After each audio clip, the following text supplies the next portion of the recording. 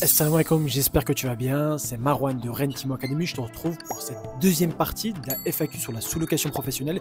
Vous avez beaucoup apprécié la première version où j'abordais 5 premiers sujets qui reviennent de manière archi fréquente. Et là du coup j'attaque la deuxième partie avec de nouveau 5 questions sur la sous-location professionnelle. Et reste bien jusqu'à la fin de la vidéo parce que la dernière question que je traite devrait forcément t'intéresser. Allez, je te dis à tout de suite juste après le jingle.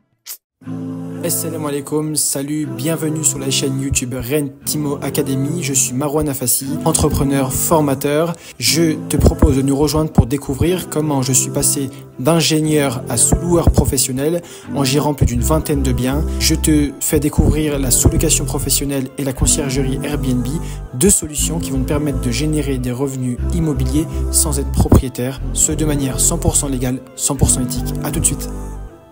Comme convenu, on va attaquer les 5 questions qui suivent. Donc ici, la 6e question, c'était quels sont les investissements ou quel est le capital nécessaire pour débuter dans cette activité de sous-location professionnelle.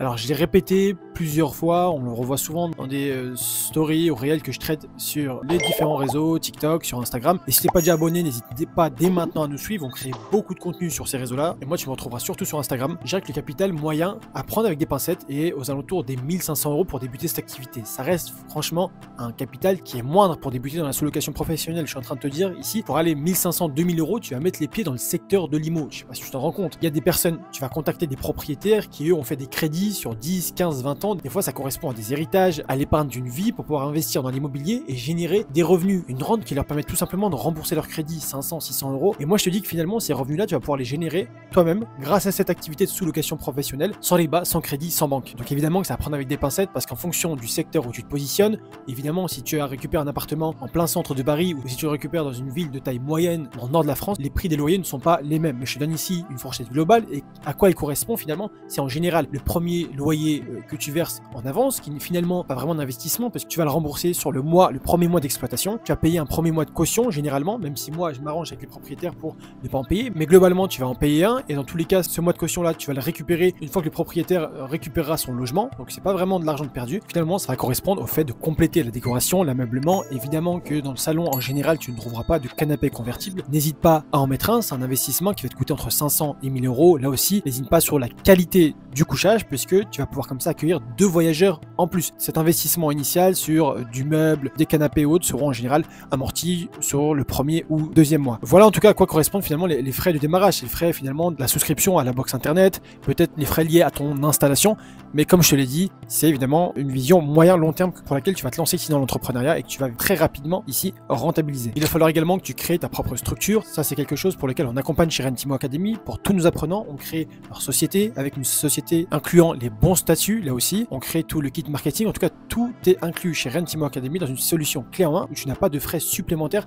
à débourser pour lancer ton premier appartement. La deuxième question, elle est intéressante, c'est quels sont les risques juridiques liés à cette activité. Donc, les risques juridiques, il n'y en a pas puisque tu vas évidemment payer la taxe de séjour auprès de la municipalité, tu seras en règle, tu auras une société, donc tu auras une structure juridique qui va encadrer là aussi tous les revenus encaissés par ton activité, tu auras une assurance spécifique là aussi à la sous-location professionnelle pour dans un premier temps assurer l'habitation dans laquelle tu exploites le logement et évidemment toi aussi assurer ton activité sur le plan juridique et professionnel. Après évidemment la question qu'on peut se poser c'est comment éviter les voyageurs à problème. Alors comment les éviter? Alors, moi en 5 ans, en quasiment 5 ans d'exploitation, j'ai jamais eu vraiment de problème juridique lié à des voyageurs.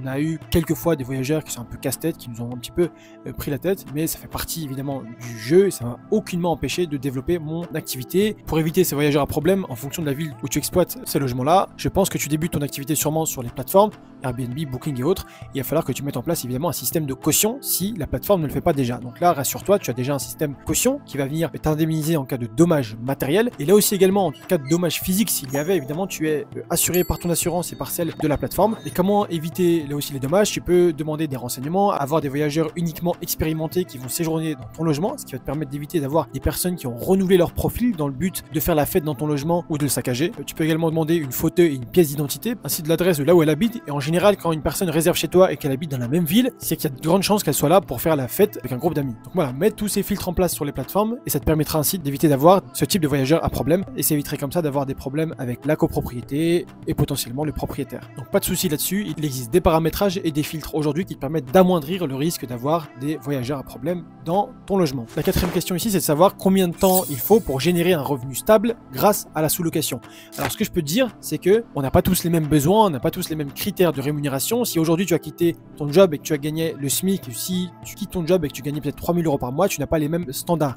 Mais ce que je peux te dire, c'est qu'avec un logement en sous-location, tu vas pouvoir générer un cash flow, un bénéfice moyen entre 400 et 800 €, ce qui va te permettre finalement de pouvoir comme ça dupliquer ensuite ton activité et avoir 2, 3, 4 et un parc de logements comme ça qui travaillent pour toi. Là aussi, attention, je ne parle pas de salaire, je parle évidemment de bénéfices. À toi de voir avec ton comptable ou la personne qui assure tes comptes pour pouvoir te rémunérer et comme ça essayer d'optimiser ta fiscalité et de pouvoir payer comme ça le moins de charges possible tout en pouvant vivre sur ta société. Mais si tu veux savoir au bout de combien de temps tu vas pouvoir générer des revenus, ça se passe dès le premier mois. Dès le premier mois, tu vas pouvoir par exemple avec un studio générer 1100, 1200 € de chiffre d'affaires et en payant par exemple 500 € de loyer au propriétaire et les quelques charges, tu auras déjà été en bénéfice dès le premier mois. Si tu veux avoir un retour sur investissement sur le petit investissement initial que tu as fait, compte 2 à 3 mois là aussi. Et dès lors, tu pourras continuer à développer ta croissance en investissant et en recherchant de nouveaux logements pour cette activité. Tu investis ces bénéfices dans ces nouveaux logements sans sortir finalement d'argent de ton compte personnel, ce qui te permettra comme ça en un an de grossir cette activité et d'avoir ainsi un business stable et périn. La toute dernière question ici, c'est quels sont les outils technologiques qui existent pour automatiser l'activité de sous-location professionnelle. Oui, le nerf de la guerre, tu as pu le comprendre, c'est d'automatiser, déléguer. Parce qu'en soi, l'activité de sous-location professionnelle, ça reste une activité hyper chronophage. C'est comme de l'hôtellerie, on est là à gérer la communication avec les voyageurs, gérer les prestations de ménage, de gestion du linge, gestion des consommables, tu vas faire de la maintenance dans tes logements, tu vas gérer peut-être des fois des litiges avec les plateformes, tu vas contacter des supports, les supports clients des plateformes sur lesquels tu publies ton annonce. Tout ça, ça représente beaucoup de travail pour une annonce. Alors imagine pour 3, 4, 5, 10 logements, j'en ai aujourd'hui une quinzaine, donc imagine le travail que ça représente. Il va falloir absolument que tu délègues à des prestataires de qualité les différentes tâches que tu ne vas pas toi réaliser. Je pense à la gestion du linge, la gestion du ménage, tu vas même pouvoir déléguer parfois soit à un bot d'intelligence artificielle à communication, soit même à un service spécialisé. Ce qu'il faut que tu fasses évidemment, c'est le fait d'utiliser un outil aujourd'hui qui te permet de gérer